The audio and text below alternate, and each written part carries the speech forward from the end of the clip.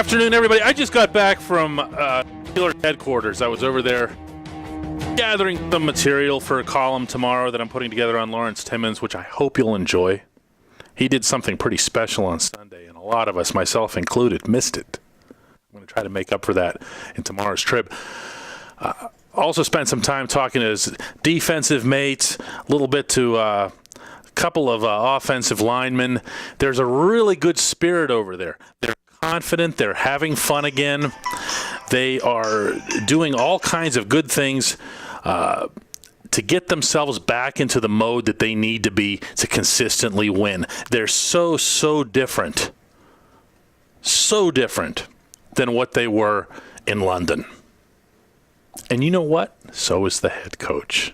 Let's talk about that, in fact.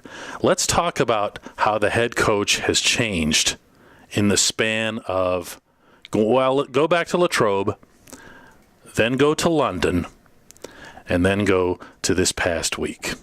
In Latrobe, the head coach was his usual bustling, energetic self, all the sayings, all the right phrases, all the great lines out on the field and in the press room.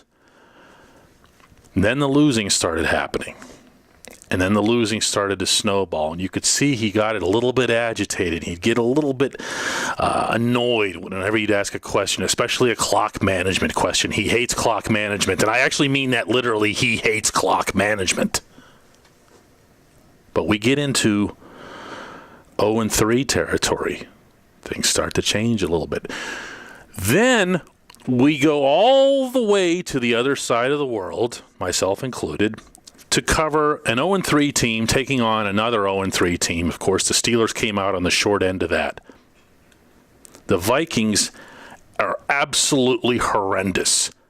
The only way the Minnesota Vikings could possibly win a game in the calendar year 2013 is if there was a coach somewhere ill-advised enough, I almost said dumb enough, that would have been mean, ill-advised enough to take his team to the other side of the world 48 hours before kickoff. That's how bad of an idea that was, that the Steelers were out there just dragging. They weren't just missing tackles, they were just waving at tackles.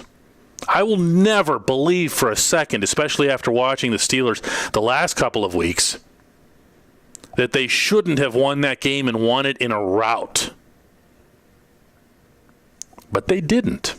And then Mike Tomlin, in one of the weirdest scenes, you can't even picture this, but give it a shot.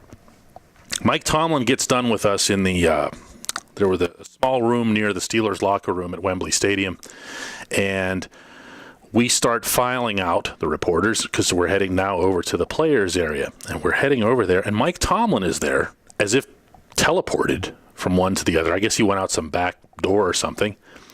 And he's waiting for us. Us, the reporters, you know, the bad guys. He's waiting for us at the door. I haven't told anybody this story. I haven't written it or anything. You're hearing this for the first time. He's standing by the door, like greeting us. This is, I can't even, until you've been around the guy, until you've been around the team for a while, you can't process how bizarre this is. He's waiting for us to come in to kind of greet us, make eye contact. How you doing? How you doing? Like, what? You haven't given me the time of day in years. And now you're nice?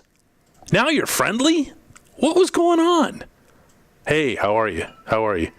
Thanks for coming out. Thanks for coming out on the trip. He went over to Allen Robinson, Mike Tomlin did, our Steelers beat writer for the Trib, and asked him if everything was good with, because we fly commercial. We don't fly with the team. Reporters never do. Everything good with you, travel, everything good? Yeah. Allen's like, what? What is this? What's this all about? It's bizarre. He was nice to us. You know why? They were 0-4. That's why. They were 0-4. Heading into a bye week. They were heading into 2 weeks of getting completely trashed. They're lucky.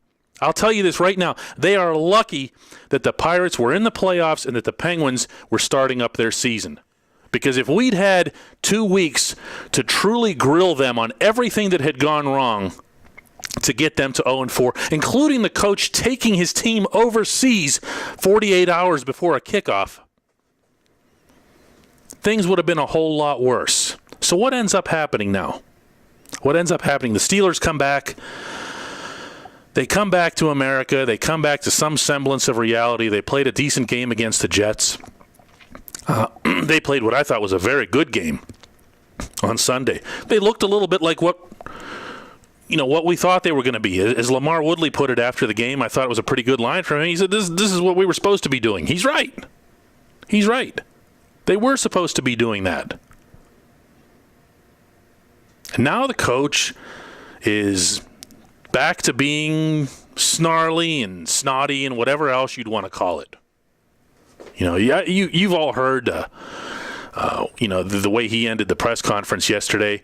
He heard a question about clock management. Totally legitimate question, I might add. Totally legit question about why he didn't do something to have time put back on the clock once it was determined that Emmanuel Sanders was out of bounds on what looked like that kickoff return for a touchdown. Totally legitimate question. He wouldn't answer it. You guys. And he turns around and as he's walking out of the room, looks back over his shoulder as if he's like addressing the homeless on his way out from underneath a bridge and says, well, you guys have too much time on your hands. No, coach, actually, you had too much time on your hands and didn't do anything about the clock when you were supposed to. And now, all of a sudden, the Steelers win 2 games. They're 2-4, and he's all, he's all back to being bratty and everything else. Look, I don't care.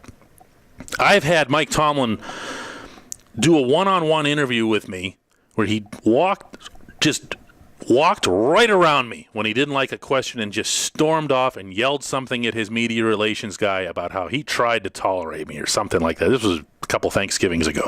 I don't care. That actually made my column better. It makes the reading livelier. People think we get offended by that. We don't care. But the attitude, the general comportment of the head coach reflects a lot on the team.